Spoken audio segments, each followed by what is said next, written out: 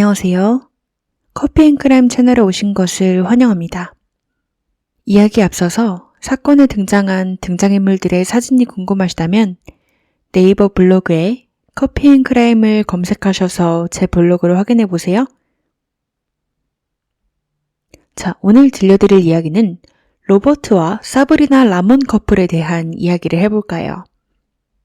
로버트 라몬은 1976년 8월 11일에 미국 애리조나에서 태어났고 형제로는 누나가 4명이나 있었어요.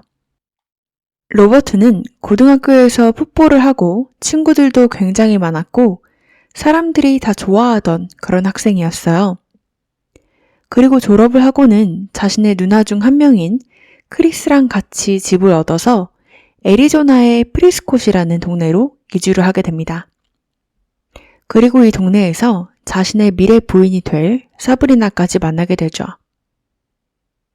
사브리나는 1980년에 미국 캘리포니아에서 태어났고 주변 사람들에 의하면 친절하고 다정한 사람이었다고요. 사브리나는 은퇴한 아버지를 따라서 캘리포니아에서 애리조나로 이사를 온 상태였고 이곳에서 로버트를 만나게 된 거였죠. 이 둘은 둘 다 독실한 기독교인들이었고 만나자마자 잘 통했어요. 그리고 이들은 2000년에 결혼까지 마치게 되죠. 결혼 후에 아들 하나, 딸 하나까지 낳고 캘리포니아로 이주를 한 그들은 모든 게 행복했어요.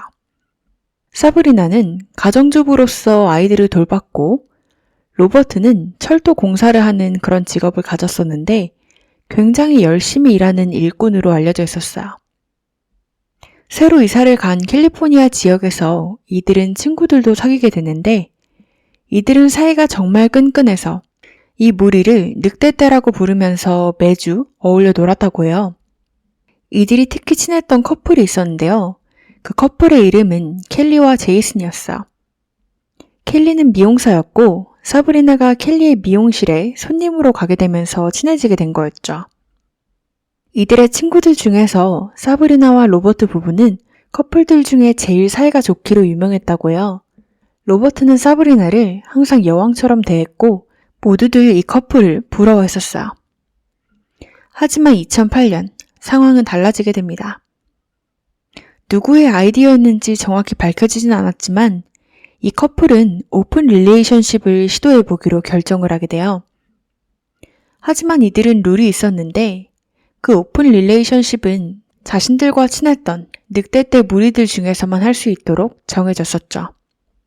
그리고 이들은 둘 다 동시에 다른 사람과 만남을 가지는 게 룰이기도 했어요. 예를 들어서 사브리나만 남자친구가 있어서는 안 됐고 로버트 또한 사브리나가 남자친구가 없을 때 혼자서 여자친구를 만들어선 안 됐어요. 둘이 동시에 다른 사람을 늑대떼 안에서 만나는 것이 조건이었죠. 처음 이들은 다른 사람들과도 만남을 가질 생각에 들떴어요. 하지만 사브리나는 매일같이 파티를 하고 술을 마시는 날이 급격하게 늘어나며 통제불능이 되기 시작했죠. 사람들은 사브리나가 알코올 중독이 아닐까 생각하기도 했어요. 하지만 사브리나는 곧 자신이 사는 방식이 자신이 추구하는 종교적 믿음과는 맞지 않다는 생각을 했고 자신들이 오픈 릴레이션십을 가지면서 전에 끈끈했던 사이가 더 이상 존재하지 않는다는 생각이 들어서 로버트에게 더 이상 오픈 릴레이션십을 지속하고 싶지 않다고 말을 하게 되지만 로버트는 반대를 하게 돼요. 그리고 교회에 다시 돌아가는 건 위선자 같은 짓이라고 생각했죠. 그렇게 이들은 로버트가 반대를 했기 때문에 오픈 릴레이션십을 지속했고 앞에서 말했던 룰과는 다르게 2012년 사브리나는 코스트코에서 샘플을 나눠주는 아르바이트를 하다가 22살짜리 조나단이라는 남자를 만나게 돼요.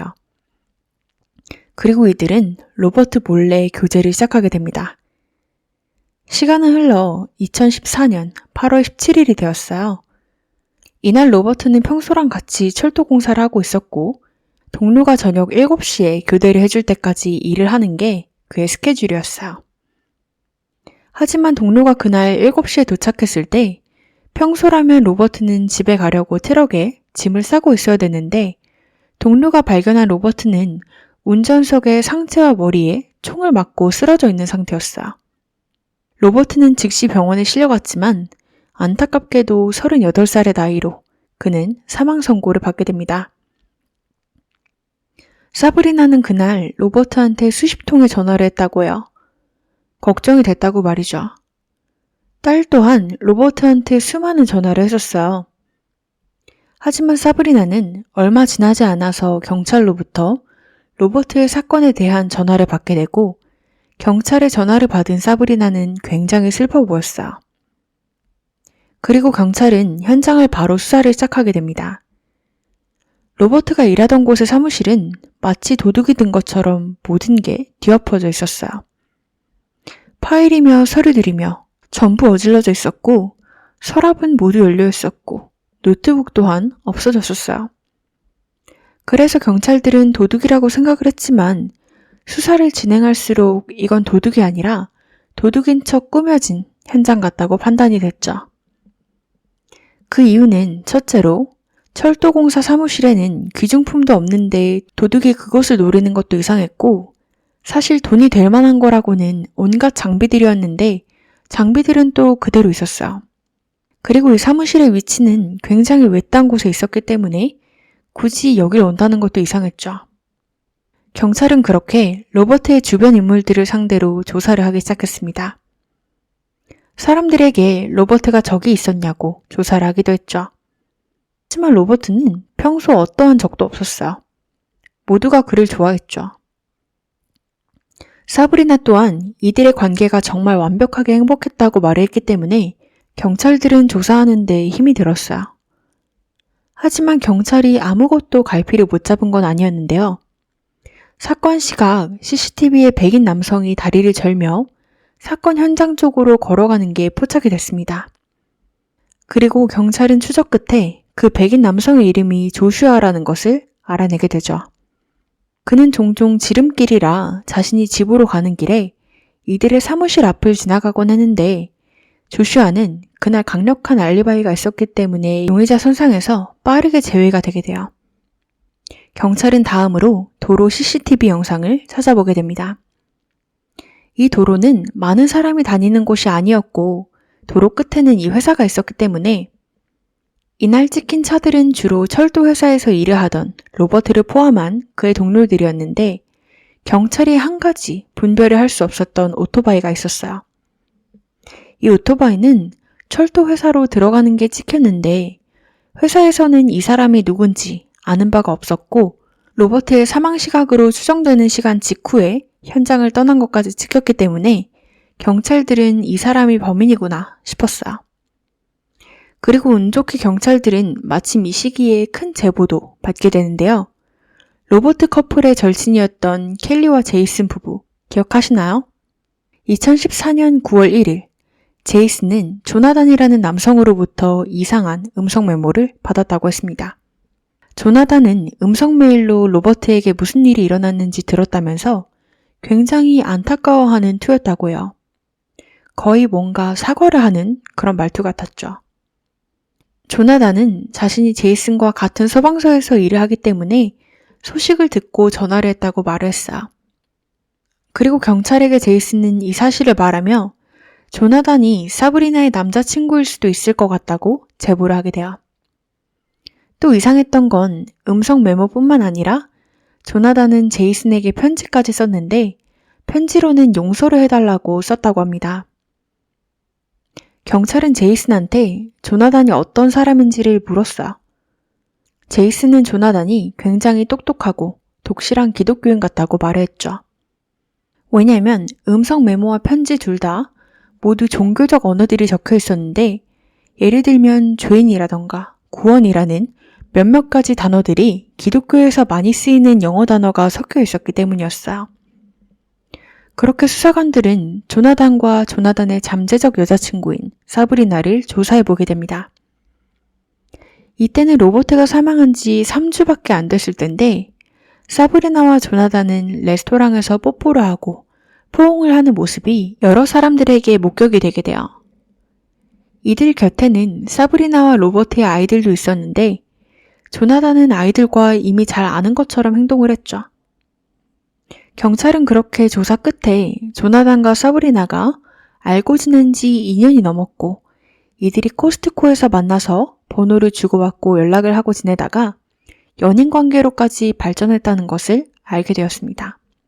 뿐만 아니라 로버트가 살아있을 때 사브리나는 조나단을 늑대 때 친구들 모임에 몇 번 데리고 간 적도 있었다는 사실까지 밝혀졌죠.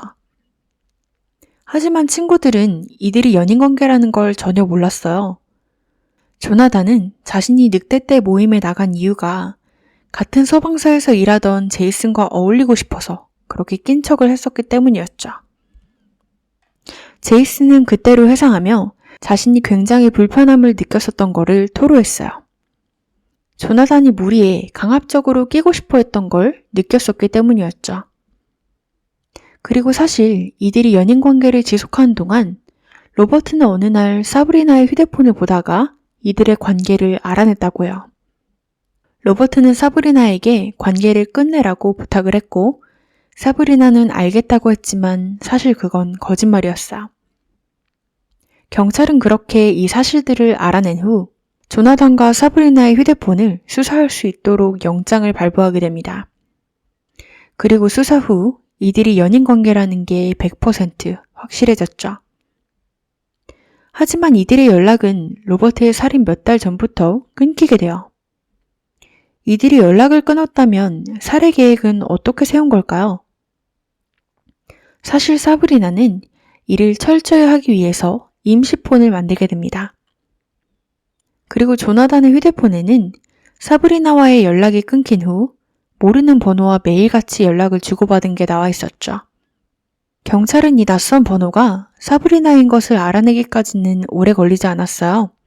경찰들은 이들의 휴대폰을 도청하기 시작했고 이들은 로버트의 살인을 직접적으로 얘기하진 않았지만 로버트의 살인을 얘기하는 것 같은 간접적인 발언들과 사랑 이야기, 그리고 성경에 나오는 인물들이 자신들의 이야기 같다며 종교 얘기를 주로 하곤 했어요.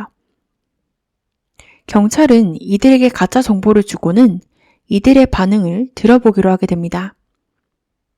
경찰은 우선 사브리나에게 전화를 해서 로버트의 옷에서 범인의 것으로 추정되는 DNA가 나왔다고 말을 했어요. 사브리나는 놀라고 기쁜 듯 보였지만 전화를 끊자마자 바로 조나단에게 전화를 해서 사실을 밝혔죠. 그리고 조나단은 정말 놀랍게도 경찰이 거짓 정보를 주는 걸 수도 있다고, 가끔씩 경찰들이 거짓 정보를 주고 반응을 보기 위해서 그럴 때도 있다고 사브리나에게 말했지만 그 의심을 금방 거둔 건지 사브리나와 얘기를 하다가 경찰이 금방 포기했으면 좋겠다고 말하게 되죠. 하지만 경찰은 이걸로는 증거가 부족했기 때문에 사브리나에게 오토바이를 탄 남성의 CCTV 영상을 보여주며 이 남자가 범인인 것 같다고 말하게 됩니다. 그리고 이들은 전화로 마치 서로 체포될 것을 아는 듯 작별을 고하는 듯한 전화통화를 남겼죠. 로버트의 살인 3개월 후 11월 18일 조나단과 사브리나는 체포가 되게 됩니다. 경찰은 조나단이 CCTV에 나오는 것과 동일한 오토바이를 소유했다는 것과 로버트 살해에 쓰인 총과 일치하는 총을 소유했다는 사실을 밝혀냈어요. 그리고 사브리나의 집에서는 사브리나가 로버트의 사망보험금을 다 인출한 게 밝혀졌죠. 하지만 이런 통화 기록들과 모든 증거들이 나왔는데도 여전히 사브리나는 범죄를 부인하고 있었는데요. 자신은 조나단과 불륜을 저지른 게 맞긴 하지만 이 모든 범죄는 조나단 혼자 행한 것이지 자신은 전혀 아는 바가 없다고 부인을 했어요. 그리고 안타깝게도 실제로 경찰 또한 사브리나가 연관되어 있다는 심증은 있었지만 물증이 부족했기 때문에 어떻게 할 방법이 없었어요. 그리고 사브리나의 친구들은 사브리나가 연관되어 있다고 생각을 해 동네에서 그녀를 멀리하기 시작했고 아이들 또한 학교에서 괴롭힘을 당해서 사브리나는 다른 지역으로 이사를 가게 됩니다. 조나단은 2년이라는 시간을 재판을 기다리며 감옥에서 보내게 돼요. 하지만 이 재판이 열리기 전에 조나단은 유죄 판결 협상을 해서 유죄를 인정하는 대신 사브리나에 대한 실상을 밝혀내고 무기징역이 아닌 최대 25년형을 받기로 하게 됩니다. 그렇게 2017년 1월 6일 사브리나는 다시 한번 체포가 됐고 그녀의 재판은 9월 11일에 열렸어요. 사브리나의 변호팀에서는 사브리나가 조나단의 피해자라고 주장을 했습니다. 사브리나가 행복하지 않은 결혼 생활을 하고 있다는 것과 사브리나가 독실한 기독교인이라는 걸 알고 조나단이 성경을 가지고 접근을 해서 기댈 곳이 필요했던 사브리나를 공략한 것이라고 했죠. 그들은 불륜을 저지른 건 인정했지만 사브리나가 살인 계획을 알고 있었다는 것은 전면 부인했습니다. 그것이 그들의 전략이었죠. 하지만 중요 증거가 나오게 되어 로버트가 살해당했을 당시 사브리나가 계속해서 로버트에게 전화를 했던 거 기억하시나요? 같은 시각 자신의 다른 휴대폰으로 사브리나는 조나단과 통화 중이었어요. 무슨 일이 일어나고 있었는지 다 듣고 있었던 것이었죠. 그리고 조나단은 사실 로버트를 죽이게 된 게 다 농담에서 시작된 것이었다고 진술을 하게 돼요. 처음 조나단은 사브리나에게 이혼을 하라고 했고 사브리나는 로버트가 차라리 죽으면 죽었지 이혼은 안 할 남자라고 했고 이들은 농담식으로 그럼 죽일까? 라고 하며 시작되었다고 해요. 그렇게 점점 농담이 진지하게 변하게 됐고 사브리나가 로버트에서 어디에서 일을 하고 몇 시까지 있을 건지 정보를 다 줬다고 했죠. 그렇게 사브리나 또한 결국 유죄를 선고받고 최소 25년형에서 무기징역형을 선고받게 됩니다. 여러분들은 이 사건에 대해서 어떻게 생각하시나요? 여러분들의 의견 댓글로 많이 남겨주세요.